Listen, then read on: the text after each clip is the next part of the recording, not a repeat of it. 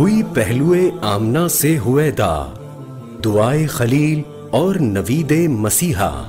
हजरत उरबाज बिन सारिया रज़ियल्लाहु अन्हु बयान करते हैं कि हुजूर सल्लल्लाहु अलैहि वसल्लम ने इरशाद फरमाया,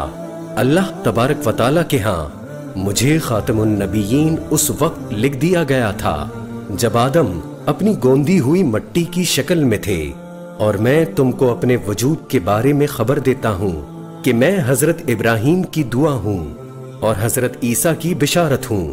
और अपनी माँ का ख्वाब हूँ जो उन्होंने मेरी पैदाइश के वक्त देखा था कि उनमें से एक नूर निकला जिससे शाम के महल्लात रोशन हो गए।